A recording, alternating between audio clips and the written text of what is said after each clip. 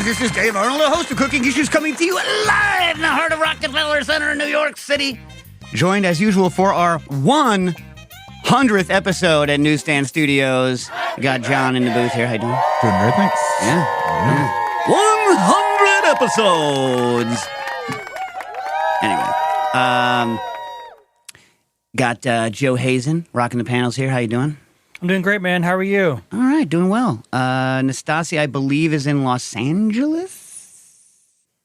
Yep. All right, nice. How's it over there? I'm sure it's not as terrible as it is here. The part of Los Angeles will be played by New York this week. Yeah, how's it going? It's fine. Yeah, how's it there? Oh, yeah, it was terrible, like horrible. So I was in Rochester, which I'll talk about in a minute. But I was like, oh, this fire I can't believe this fire that's like 100 miles away, 150 miles away is causing all these problems here in Rochester. I get on a train, it's just as bad, if not worse, in New York City. It's crazy. Oh, really? Yeah. I mean, we could smell it a day earlier than you guys could. Yeah, I believe that. But yeah, I mean, like It was bad here.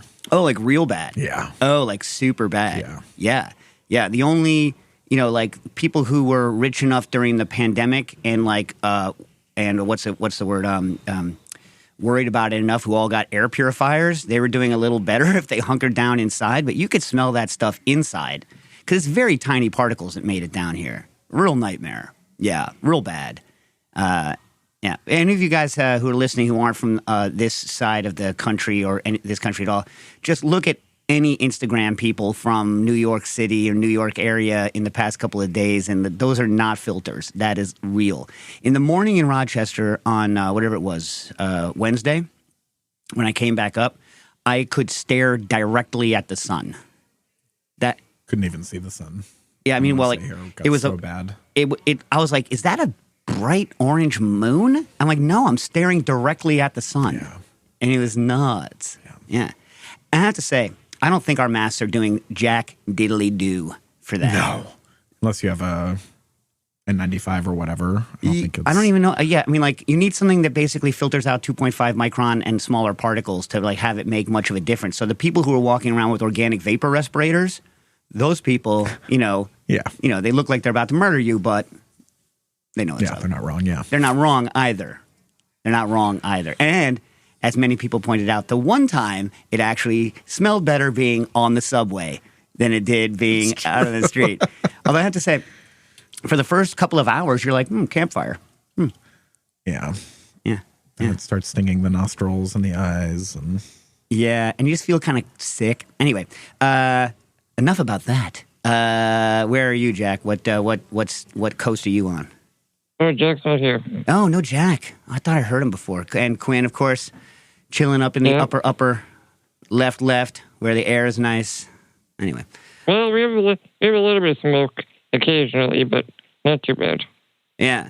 I mean, like, I wonder how many trees have to burn for this huge of a thing to to happen. I just have no concept because no one is talking about the fires at all here. Nobody cares about the fire. No one's like, oh my God, all these forests are gone, right? They're like, oh yeah, it sucks here. Anyway, that's classic New York for you though, right? yeah. Yeah. All right. So what interesting has happened in the past week with you guys? This is, by the way, our 100th episode. It's a all tangent Tuesday, even though it's Friday. And we're not supposed to have any tangents. Yeah. Classic Dave. So what do we got? John, what do you got? I know for a fact, John, and this dovetails with one of the questions, so we can do some Mishigash with you and with one of our questions. Okay. And you can bring up other stuff too. Yeah. What are you trying to remind me of? Well, a couple weeks ago, and we didn't get a chance to talk about it because we had a guest. Yeah. You finally got some quality time with the Kalamazoo Grill. Indeed, I did. Now, for those of you that don't know, the Kalamazoo Grill is a grill that costs more than a car, and not a bad car. Like, costs more than like a moderately priced car, right? Smaller than a car, lighter than a car, made of stainless, and it's so fandancy, right? It's made in Kalamazoo, Michigan. Yeah. It's so fandancy that the people what make it sign the inside of each and every grill. So if you open up the inside, it's signed like a yearbook. Yeah. Because that's, your grill. They want you to know they made you this grill. And I've wondered for a long, long time. I mean, what the hell? Like, how much? I forget what it was. Is it 15 or 20 grand? This grill. It's crazy. Something like that. Yeah. Yeah. Because it was the big one. It wasn't like Yeah. separate question. Would you rather have the best of the lesser brand or the worst of the best brand? Oh. So in old school cars, since we're talking about grills made in Michigan, would you rather have the best Chrysler or the worst Cadillac? I'd rather have the best Chrysler. Yeah, I think so. Yeah. Yeah. Yeah. I mean, I guess it's not always the same, but Yeah. it depends on the actual thing. Yeah. But I definitely, some of those old Chryslers are sick. Yeah. Yeah. Yeah. Yeah. I don't know. You know what I mean? Yeah. What about you guys over there? Are you worst of the best or best of the worst? Not worst, but best of the lesser. What do you guys think? Best of the worst. Best of the worst? Yeah. Hey, that should be our new motto. We're the best Yeah. of the not as the best. Right? That'd be good. Yeah. Anyway. All right. So talk to me about this grill. It was pretty great. One of the back infrared heat things wasn't working super well. The gas connection was a little loose, but the rest of it, I mean, was just ripping it. We did the rabbits on the rotisserie spit that it has, and it was the machine on the spit was fantastic. No shabump. If I was rich, I would pay just not to have the shabump. Seriously, For those of you it's the that don't worst. know, what I'm talking about is this.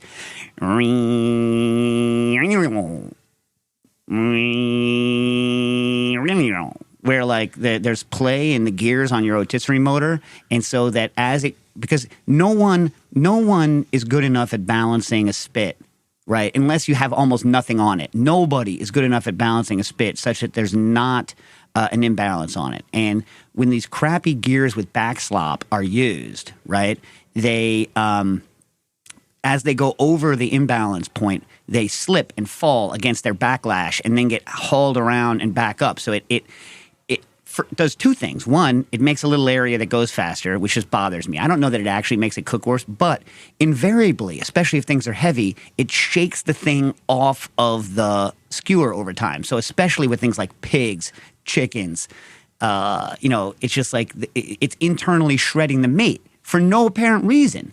It just needs to be built better. Yeah. And by the way, we're not talking about like $100 fix. We're talking about literally like a $5 difference in gearbox technology at that scale, right? At that manufacturing scale would make them so that they worked, and nobody gives a crap. Well, I'm glad the Callum is, but you're paying an extra. Yeah.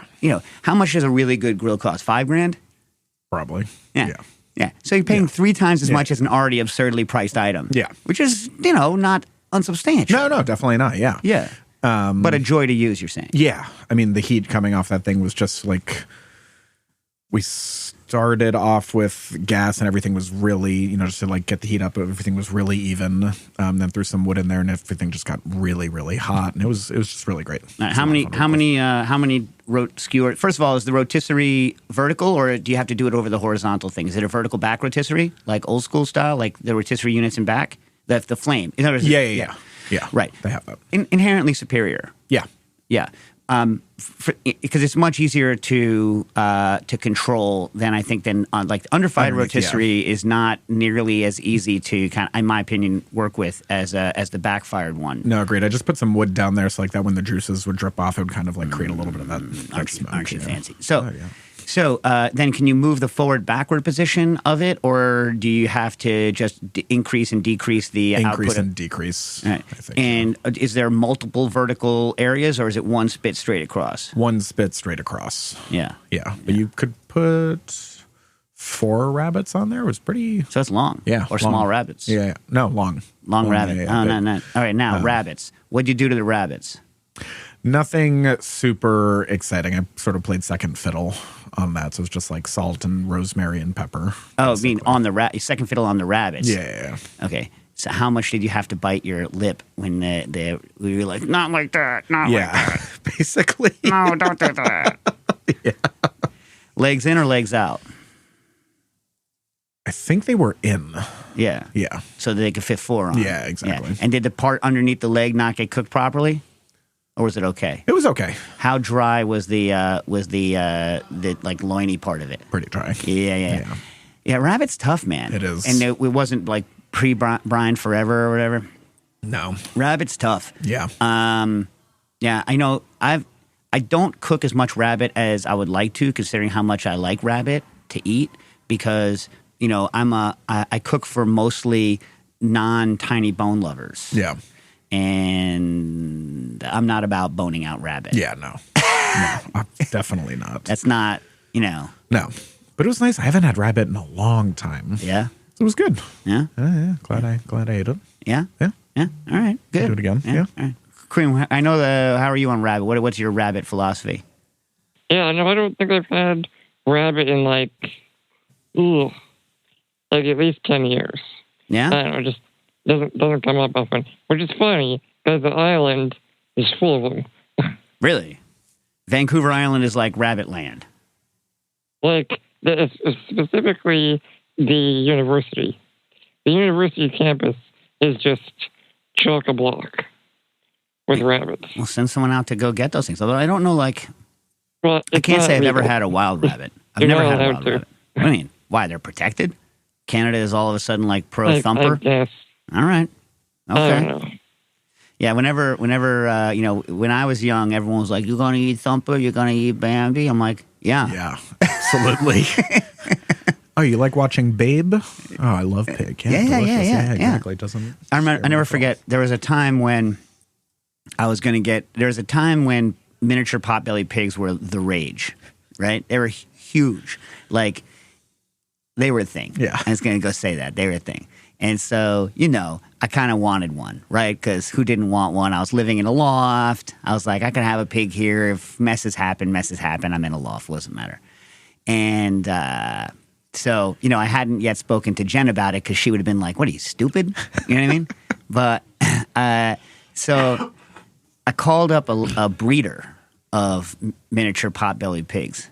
And I was like, oh, you got serious. Well, whatever. Whatever. I wasn't late on a book then, so it wasn't like wasn't as much of a problem. And I said, she's like, yeah, they're great, just like dogs. They're amazing. They're so smart and so. I was like, oh, great. So now that you do this, do you still eat bacon? She's like, oh yeah. And I was like, whoa, that's like hardcore. Yeah. Do you guys think that if you were keeping pigs as actual pets that you could go ahead and pound the bacon? I don't think I could. Just wouldn't taste as good to me. I'd like to think I could. I don't think I could. I wouldn't go out and order and purposely tuck into a whole bunch of dog. Yeah. Yeah. I'm not opposed to people eating it. Yeah. Because that would be illogical of me. Yeah. But I don't think I would. One time I did eat dog, I didn't know that's what I was being served. And in retrospect, you're like, oh. Yeah. Right? It was a little bit of a turnoff while I was eating it. Yeah. I was at somebody's house, so I had to keep eating it. But yeah. Yeah? Yeah. All right. You want to be rude. Nice. Yeah. Don't want to be rude. All right. So we had a grill question. Should I go back to grill question before we go back to shooting the breeze? Sure. All right. Since Quinn will murder me if I don't get to the questions here. Henbats writes in, anyone have experience cooking with an infrared grill? If so, what's the good, the bad, and the ugly? Well, John just told you the ugly is the connector might not hook up. Apparently their customer service is really great. If you have any issue with the grill, they'll just automatically send you a new replacement part, or if there's an updated component to it, they'll automatically send you that free of charge. They had better. Yeah. Yeah. But I mean, hey, it's Booker and Dax quality style customer service. Right there, Yeah. Speaking of great machines, people can still order their Spinzel 2.0. Yeah. And by the way, so right now, I think we already told you guys. So for those of you that I don't know that somehow landed at this show and have no idea what the hell's going on, first of all, let me apologize. And secondly, we make these centrifuges.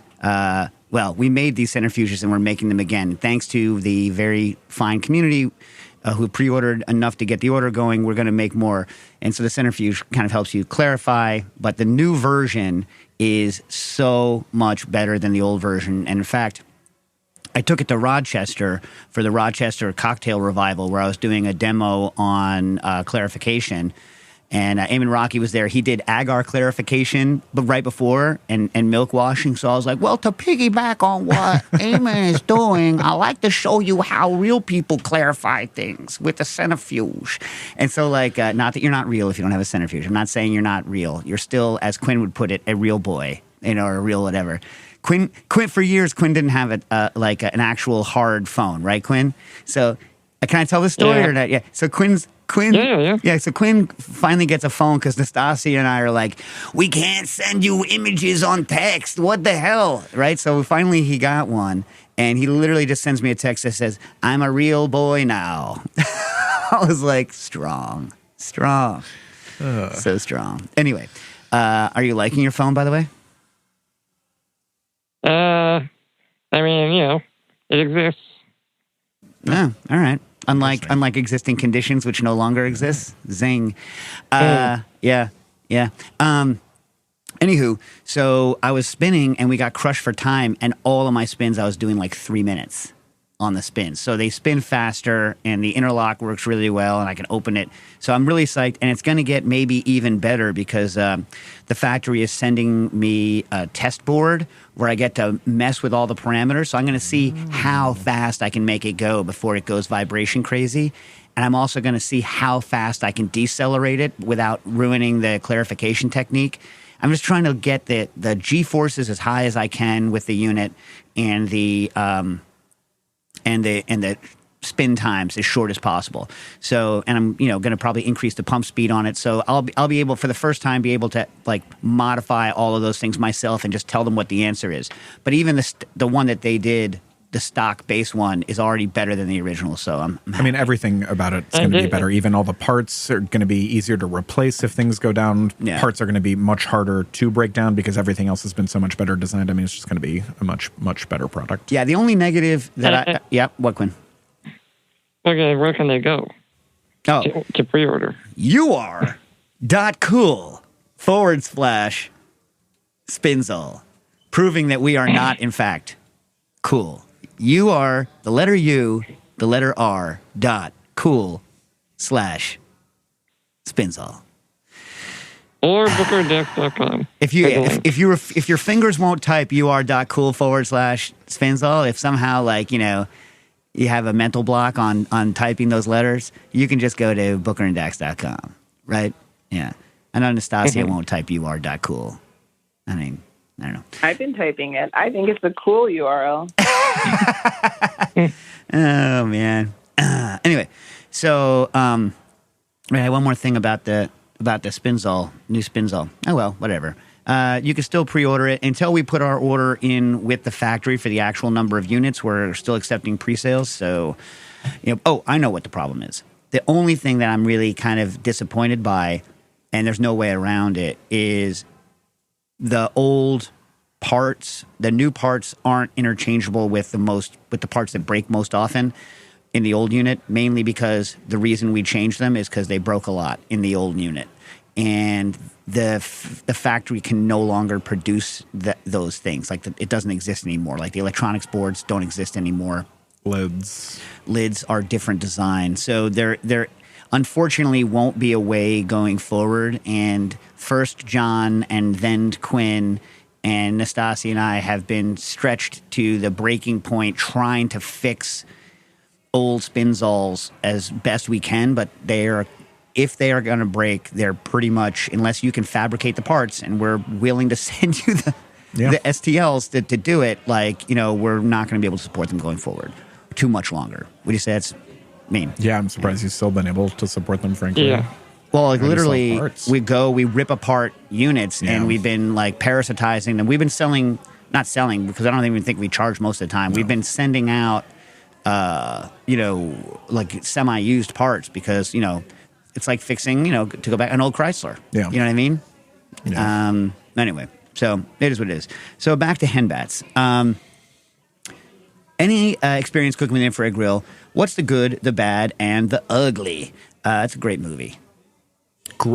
It's actually my ringtone. Really? Yeah. Will you? Exactly. Wow. Yeah. I love that movie. Yeah. Yeah. Do you I used to occasionally scream, Blondie! You know what? That is a great title in it. In the original. The original Italian is an even better title. Oh, I think I've heard it. What's it? What is it? Il buono, il brutto, il cattivo. Oh, okay. It's strong, right? Oh my God! On my honeymoon in 1995 in Rome, I don't know why I went into a movie store where they sold like VCR tapes and whatnot, and I saw it for the first time. I was like, "Oh, that's even better."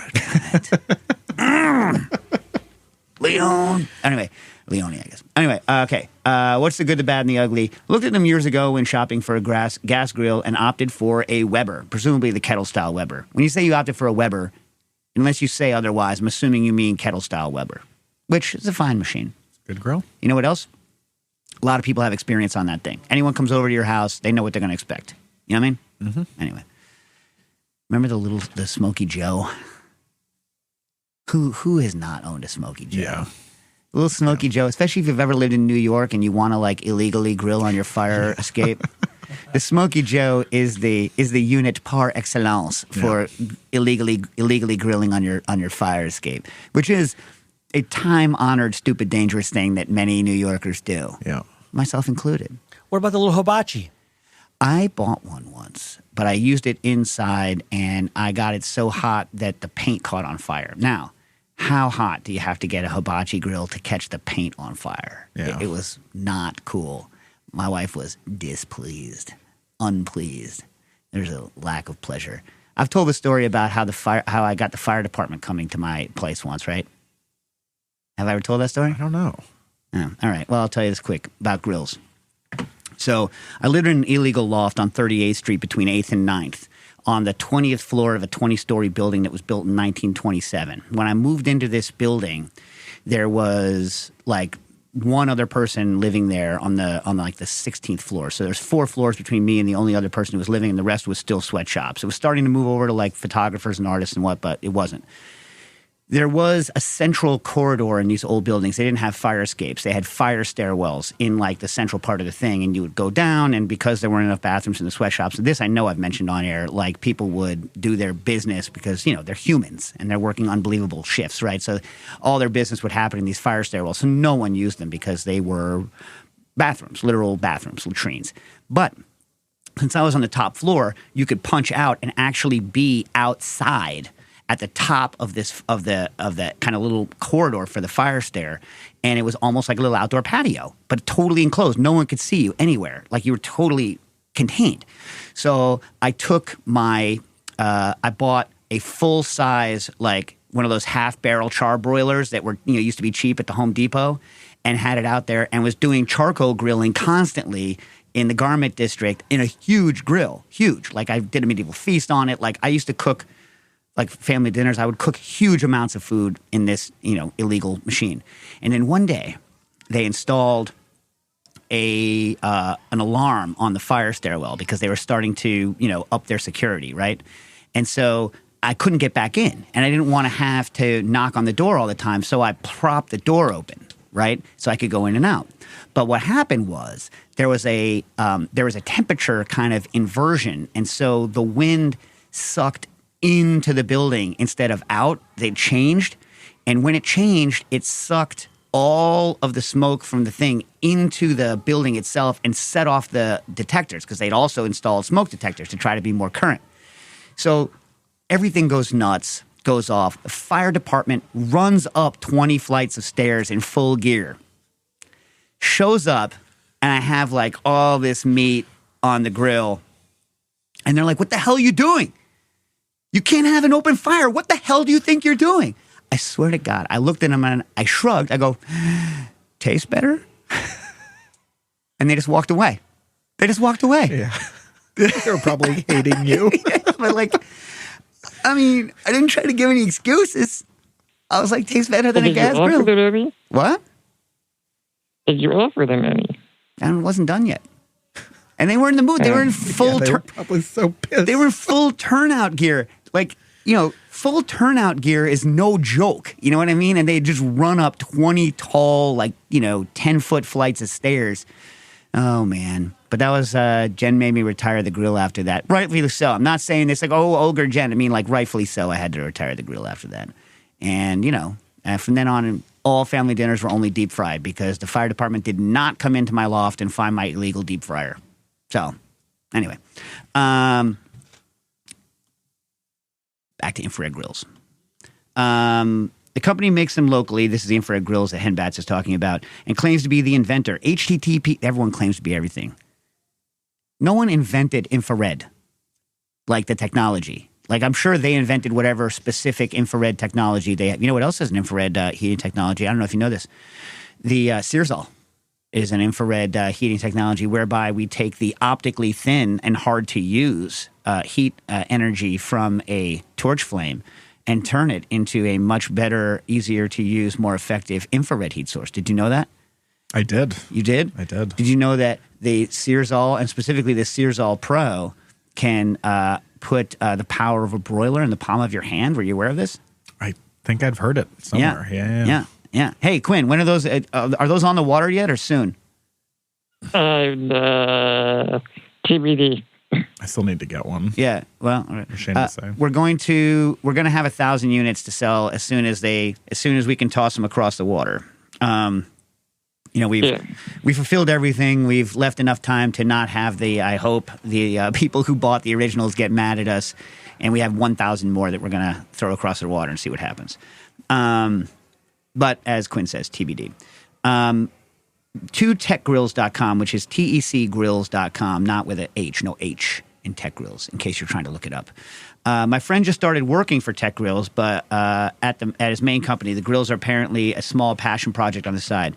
All right, so the concept of infrared grilling is simple, is that gas grills waste a lot of heat energy because, as I said before, flames are optically thin.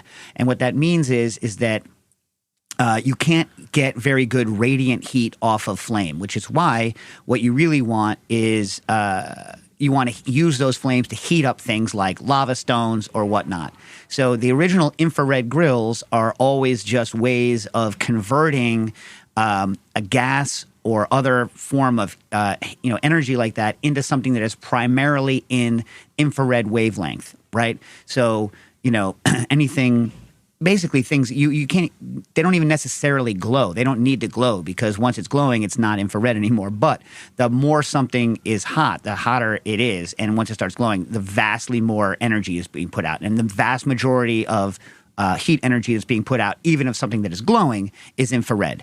But it's just a much more efficient way to throw heat on meat than trying to either do it by the conduction of getting the flame directly on your product, which can cause problems because it can burn and all this other stuff. So the more you can just convert the heat energy into infrared that then hits your product. Infrared also has good penetration into the surface of your food. So it's just a better, more efficient way. So that's the shtick. My problem with this particular website is they have a lot of stuff showing like, here's our grill, here's us cooking a chicken, and I can't evaluate anything because what I need to see is, here's exactly how our grill works. There's no like tech nerd thing on their website where I can just evaluate what the hell is going on. And they've been around a long time, so it doesn't make me nervous. Whenever someone has a new technology and they don't have a section that says explicitly how or why something works differently, it makes me very nervous because it means that they can't or that they don't have protection for it. But these guys have been around a long time, so I'd be interested, Henbats, to hear more about that. But yes, converting things to infrared is the backbone of one of our businesses. It's also, by the way, the reason why if you look in an old salamander, I think they still do it. You ever notice in a salamander there's these little steel bars below the burner, right? So you're looking at, they usually have the ceramic burners with little holes in it. And my problem with those and any infrared, because those are called infrared burners too, any of those infrared burners that are based on that technology is it's very difficult to throttle them because all those little holes need a fairly constant gas pressure coming out of them. And so if you've ever used a salamander, like a lot of times, even a little bit of a problem with gas input, and when you throttle them, they tend to flame out. And then when you overdrive them, they just have a lot of flame coming out over the edge, and that doesn't really make them work any faster. John, you've had this happen to you. Yeah. So that's the main problem with that kind of burner is called throttling. the ceramic burners. There are new meaning 10 years old, foam burners that apparently are much better at throttling than the old ceramics because of the way they work, but I don't have a lot of experience with them. So that style of infrared sometimes has throttling problems, but, infrared based on quartz also kind of works quite well. So, anything you can do to put more heat on your food as opposed to throwing it into the atmosphere is probably a good thing, right? Yeah. Infrared, your friend. Yeah. Sargon writes in, what do you think of freeze-dried lime juice? It does not produce a nose, but it seems to make a taste, although I find I have to dry shake with it first. Sargon, what are you doing, man? Sargon, what are you doing? Like, are you trying to make, like, Camp Kool-Aid? Like, what's going on here? Like, why would you pay someone to freeze-dry your lime juice? Because you didn't say, I also have a bunch of palcohol. Do they still make palcohol? You know what I'm talking about? That powdered alcohol stuff? No. Ugh. If the goal here is to be able to bring a packet of cocktail and then, like, dump it into, like, grain neutral or something and then shake it, I can see the application here. But I don't know why you would use it just to use it. You have to tell me why you want to do this. Sorry. Can you guys think of any reason why other than camping?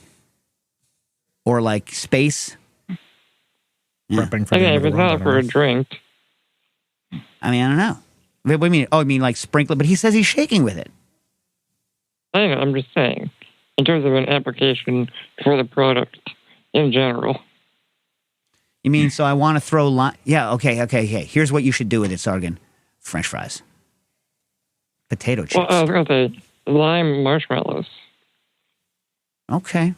I mean, I don't know. You know what I don't like making? Okay. You know what I hate making? Marshmallows. I just took a dislike to making it. Okay. I like making marshmallows. Okay. That's why, people get to be different. I hate it.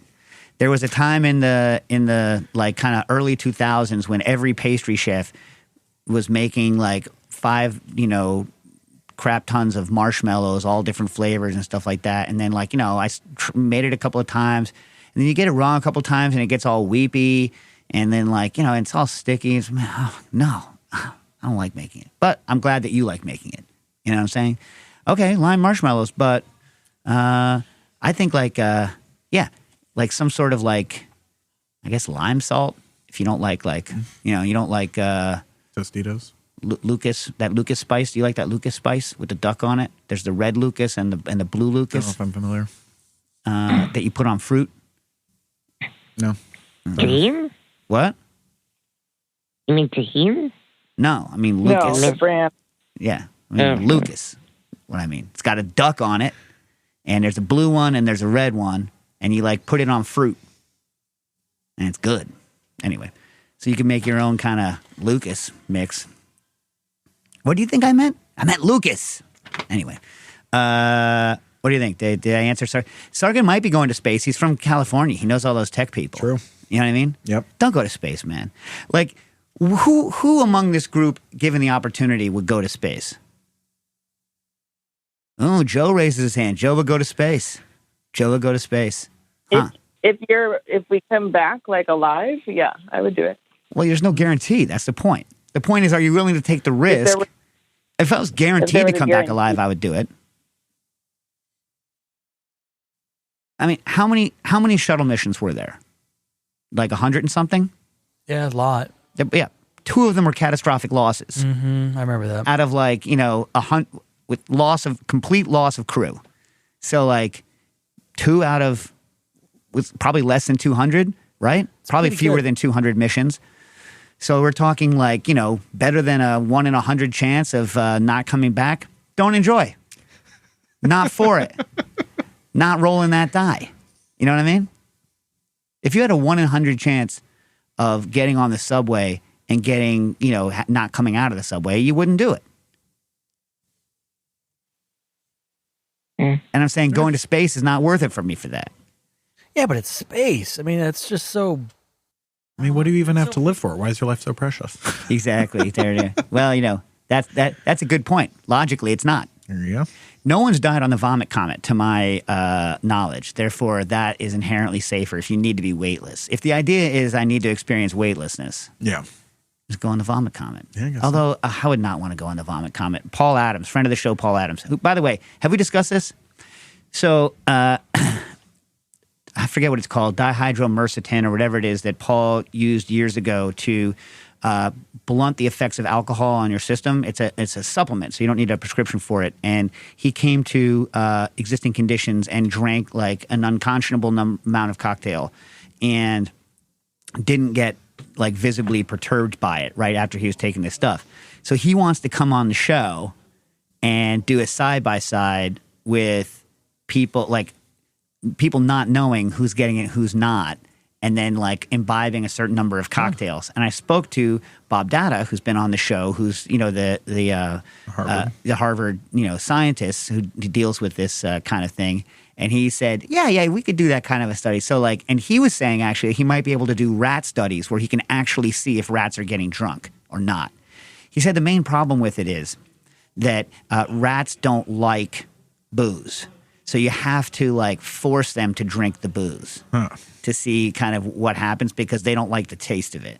So he says it can be difficult doing alcohol studies with rodents, but his machines that computer track rodent behavior, I think are only tuned to rodents. So, not people. Yeah. So he can't tell if people are drunk with these machines. Anyway, but then I was wondering, is that an okay thing for us to do as a show? Like on the rats or on people? No, on us. Probably. Like, I don't see why not. all right. I mean, you had a negative reaction to the Rockstar Wine Show. It would probably be similar. That's true.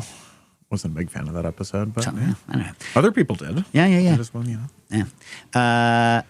So anyway, back to space. Paul Adams was on the vomit comment, and he says he loved it, but like the issue for me is that you're on it for like an hour, and they keep doing it over and over and over and over again. So you can't be like, I did it. I was weightless for 17 seconds. Let's go down now. You know what I mean? Yeah. I don't need to do it over and over and over again. I wouldn't do it for just one 17-second run. I want, like, I don't know, get a little money's worth. I mean, okay. Maybe not a whole hour. I'll give you that, but I mean, like 3 or 4 drops. There's a reason they call it the vomit comment. And can you imagine if someone hurls and then it goes weightless? Yeah. I do not want to see weightless hurl. I do not want to see that. Anyway. I'm sure they have precautions for that. Probably. Yeah, they have to. Yeah. I've heard that one of the things in the that if you're a military pilot that can wash you out is throwing up in your mask one too many times. And you choke on it? I don't know. There's no way I could be one of those pilots. There's no way. Like, I hate roller coasters. I hate sudden physical, like, application of G-forces. Like, no way. Anyway. Not just that I'm not qualified and too old, but, like, even when I was young and unqualified, had I been qualified, there's just no way. I don't know. Zev wants to know. I'm going to answer you right now, Zev. I don't have any idea, but let's talk about it anyway. Any ideas for cooking with the shells from English peas? Just got home my first couple of pounds of the season from the farmer's market, and the shells are juicy, sweet, and almost, but not quite tender enough to eat raw. The internet suggests blanching and pureeing for a pesto-like puree, which seems promising. I don't know that I have a better suggestion. Yeah, that's what I would do. I mean, you could... my dad, All right. my dad made a suggestion, All right. which is what we did one year. We blended it with like a bunch of, I think, just water and sugar, and then just fermented it out all the way to vinegar. And that was interesting. Interesting or good? In my family, interesting means it sucks. The other word in my family that means it sucks, if you ever have my stepfather over to dinner, is tasty. If something is tasty, it sucks. It means it has taste, but he doesn't like it. So which is it? Interesting or good?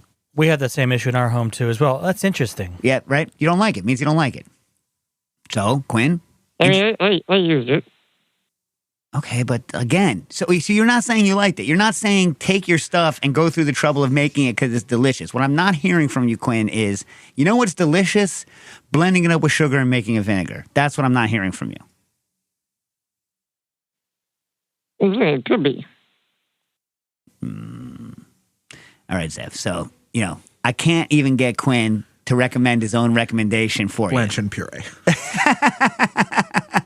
I will say this, though. You know what I just recently tried for the first time are the dried marrow fat peas to make the official mushy pea because they're hard to get in the U.S. Oh, yeah. Yeah, so marrow fat peas are different from like the little garden peas that we, normally get frozen or fresh here in the U.S. And although I have to say, I really do like just a fresh garden pea also with mint, but not butter and mint, check with a little extra sugar in it, real good. But I actually really like the marrow fat pea. I believe the companies whose product I had, the dried ones, was Biggie, Biggie, and they sell it with a little packet of baking soda or baking some sort of alkaline thing to keep it real green. It made it a little soapy, but I corrected it at the end. You know what I mean? Yeah. I busted back the acidity a little bit at the end. You guys like mushy peas, mint in your peas? Yeah. Yeah, me too. Oh well. I know Joe. Joe with the English connection has to like a mushy pea. Yeah, my son loves them too. Really? Oh, loves them. And he's good with them. There's nothing in them that Nah, it's great. We make it all the time. with the mint. With the mint. With the mint. I love the mint in the mushy pea. Do you know who doesn't like mint? Miley Carpenter. I was going to try to get her to come on today from the Food Network, but she had to be out of town today. She's going to come on soon. We got to figure out a time to get her on soon. But she hates mint. I can say this because she publicly says she hates mint to the extent that I once made a pie because I didn't know she was going to be there. I made a pie with mint in it, right? So it's like, I forget, but it's the equivalent of like key lime pie, but with mint in it, right? Which doesn't sound bad, right? Sounds okay, right? Here's what she said. No one ate it after what she said. Why'd you make toothpaste pie? I was like, toothpaste pie?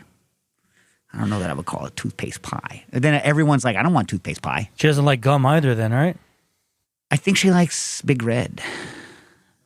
The cinnamon. Yeah, cinnamon. Do you like a cinnamon gum, Joe? Yeah, it's not my first go-to. I don't love cinnamon as a whole. I love like horchata. Yeah. But a cinnamon for me is not like I can tell when it's in like when it's made with in the food or a gravy or something like that. And I'm like, oh, there's cinnamon in this. Interesting. I like that. But interesting in a good way. Interesting in a good way. Yeah. To me, the flavor of Red Hots as cinnamon is completely divorced from the flavor of cinnamon, the baking spice. Like it's a whole different animal for me. Even though I know they come from the same kind of product, it's just wholly different. Agreed. The egg rolls at what's that Chinese restaurant in Queens? I mean no they deliver to our home all the time. I can't remember the name. Something King. Anyways, the cinnamon in the egg rolls are delicious. Really? Delicious. Nastasia, what are your thoughts on Red Hots? I don't know your thoughts. That's why I'm asking. I like them. Yeah? I like red and fireballs. Ooh, fireballs. I haven't had. So okay, I can not allowed to talk about it. Never mind. So it's not a Nastasia thing though. But I was specifically told not to talk about it, so I won't. But you know what? I don't. Okay, again, admission. I'm a biter. When it comes to candy, I'm a biter. So like Jawbreakers, Fireballs, Red Hots, and the feeling of my teeth slipping over the outer coating as I'm trying to bite them too soon. I don't know. I tolerate it, but I don't love that. Are you guys biters or are you suckers? Suckers. Sucker? For those things, yeah.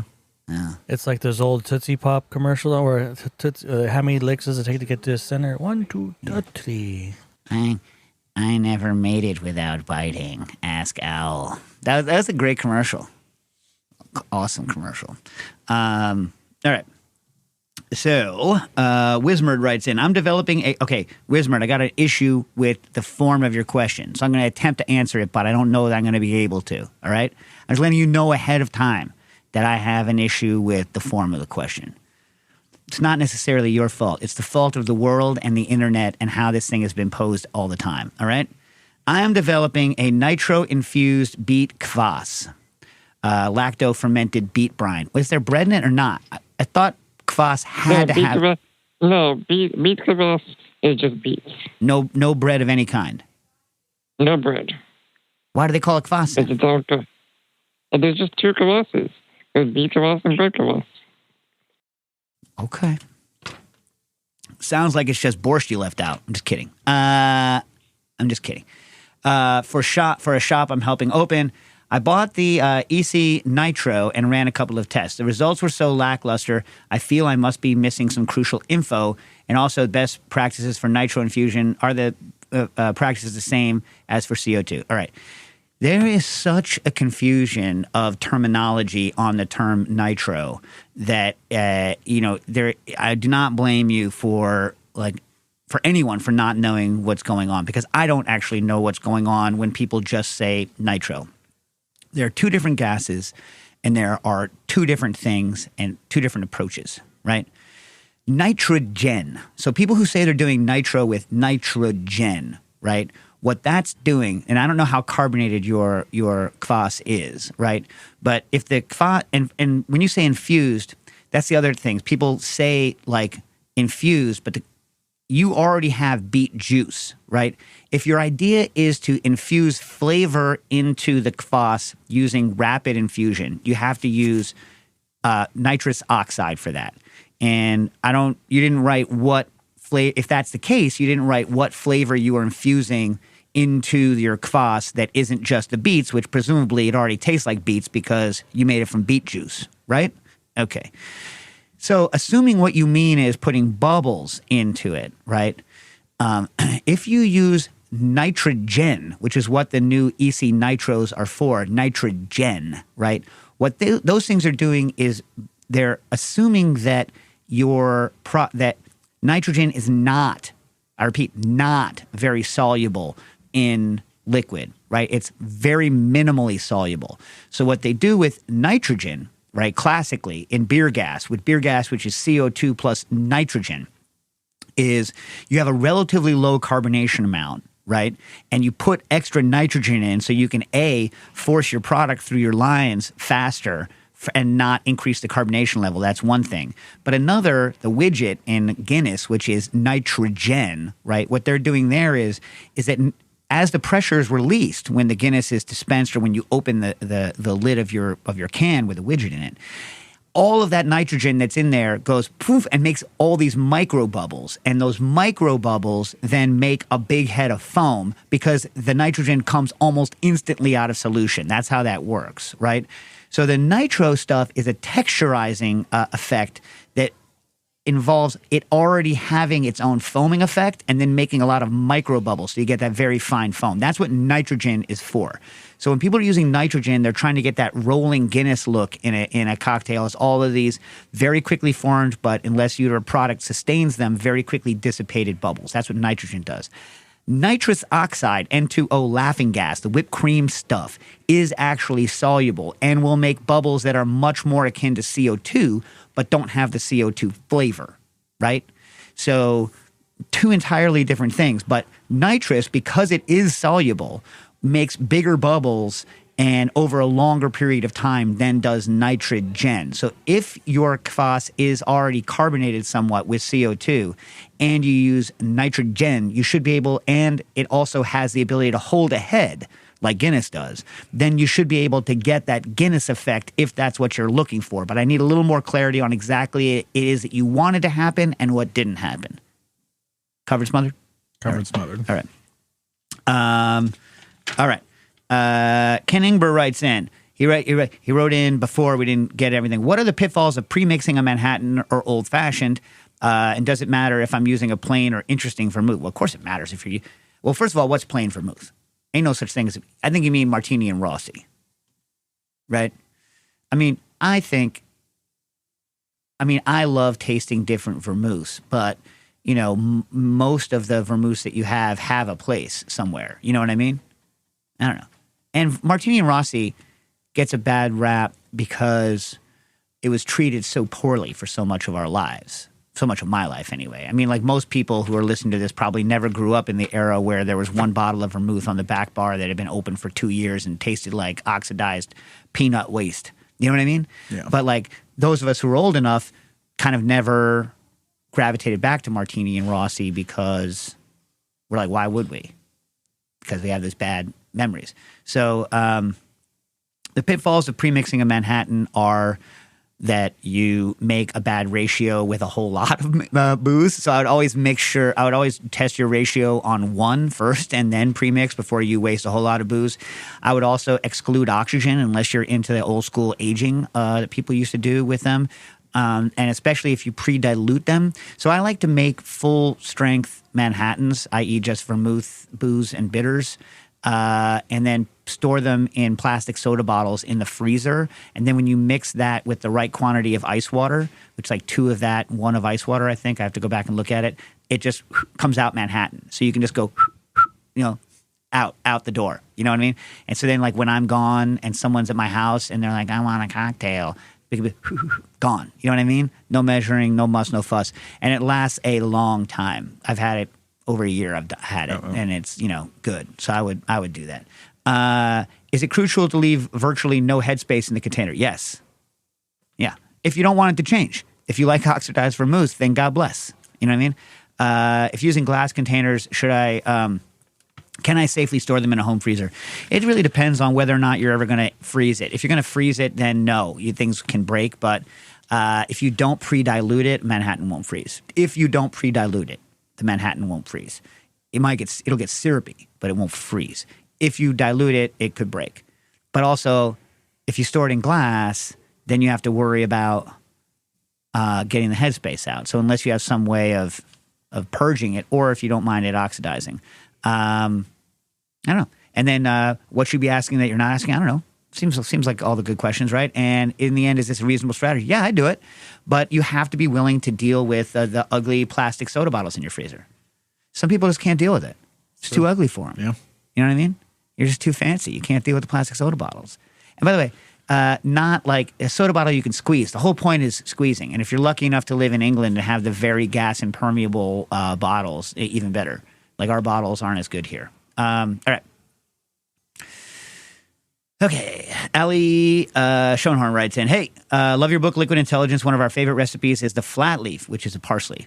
We've been struggling to find Arncia, even at Latin grocery stores or even Google. Could you clarify what type of orange it is? Not Seville, right? I need someone who can hook me up here. When you go to a store and you buy the bumpy sour oranges that are used to make like sour orange and like garlic mixes and sour orange. What are other words for that orange? Because that's the orange I'm talking about. They're full of seeds. They're real pulpy. They're sour. They're bitter. But they're not Sevilles. You could use Sevilles in the flat leaf, let's be honest. But it's just wasn't designed for that fancy stuff. But I don't know the other names. Does any of you guys know what I'm talking about? You know what I'm talking about. You've been into stores in New York City that sell to Latinx groups, and they're bumpy. They sometimes have green on the outside, ugly as hell. They're all different sizes. Pick the heaviest ones because the ones that are light are just dry as all get out. And you're not going to get any juice out of them. You know what I mean? Are you literally Googling bumpy, ugly, bitter oranges? I'm looking at what my purveyors have. And see if but Baldor doesn't sell that stuff. Well, I'm not looking. Not that fancy. Chef's Warehouse, baby. I see. Scott Fiedler wrote in, I'm wondering if you've ever used a hydrometer to measure the specific density of any cocktails after shaking or stirring. I've read the section in Liquid Intelligence where you say it's important to pour the tonic on top of the gin. Well, that's the reason you pour the tonic on top of the gin is because I recommend that you put the ice and the cup in the glass in the freezer, and if you pour the tonic directly on a frozen glass, it'll nucleate and blast out. So the gin is just taking the edge off those sites so that you don't get immediate nucleation when you pour your tonic in, which makes sense, right? It should make sense. I hope it makes sense. I'm wondering if the same is also true for a cocktail like a Tom Collins, where I short shake the simple syrup, lemon juice, and gin. Obviously, this is dependent on the spec and the amount of dilution, but is it better to top or bottom with the club soda? If you're using a frozen glass, then I would definitely add the stuff that is going to take the edge off that freeze before you add the carbonated stuff. I mean, that's the main reason. Or perhaps the shaken simple lemon is less dense than the clubs. It's not a density factor in this case. It's just helping you to not nucleate like a mother. Some people I know will, if you're not using a frozen glass, I know some people are like, little bit of soda, all to mix, little more soda stir, right? Because then they get like the best of all the kind of world. Because I do hate it when a drink isn't mixed properly, and then it changes radically from the top to bottom, unless that's of course what you intend to have happen. But it rarely is. What are drinks like that? Do you like drinks that No. look all different from the top to the bottom? No. Tequila, sunrise, and all that. No. Not your. It. Yeah, mix it. Yeah. So when someone sends you something and it's all layered, someone makes you a Pousse Cafe, you're like, you mix it up. You're like, someone hands like John a Pousse Cafe, which is not a drink anyone should ever make.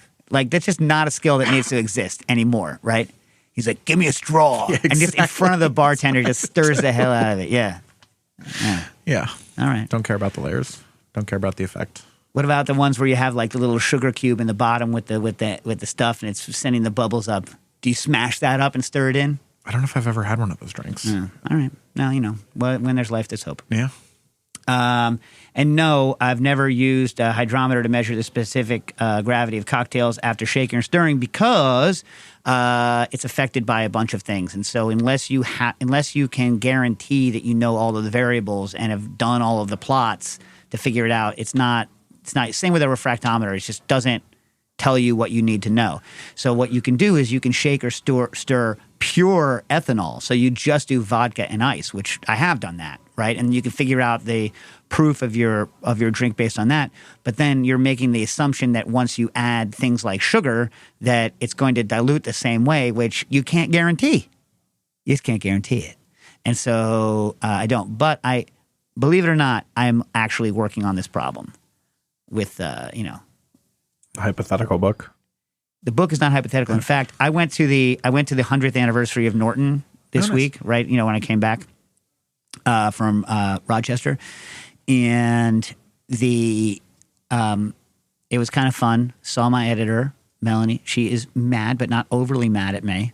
Yeah, Good. And yeah, it's kind of an amazing thing. Michael Lewis was talking. Of course, Kenji's books were everywhere, but he wasn't because he wasn't going to fly out just for a little thing like the 100th anniversry of it. That's true. Yeah, He's too busy getting James Beard awards. Yeah. Other Strong. one, Yeah. Ty Maroney writes, how much can you tell from the pH of a cocktail? And also, isn't it dependent on temperature? I'll tell you what you can tell from the pH of a cocktail. Nothing. Don't use a pH meter on cocktails. It doesn't work. It's a fool's errand. Percent acidity. And when you're looking stuff up, look up titratable acidity. It's a much better correlation to kind of what's going on. All right. In the little time we have left, Nastasia hasn't said anything about anything interesting happened to her this week. She's been in Los Angeles. Anything good happen?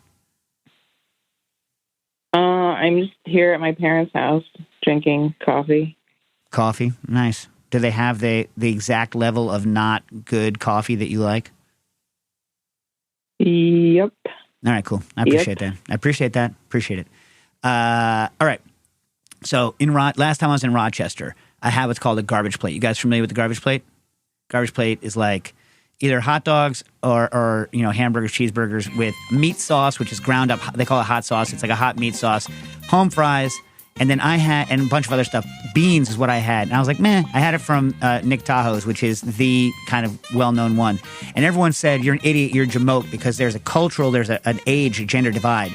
And the answer is mac salad, not beans. And I had 2 garbage plates when I was in Rochester this time at the Rochester Cocktail Revival. And I have to say, mac salad is the answer. I am now a fan. I had one with hamburgers. And I had one with Zweigel's Reds.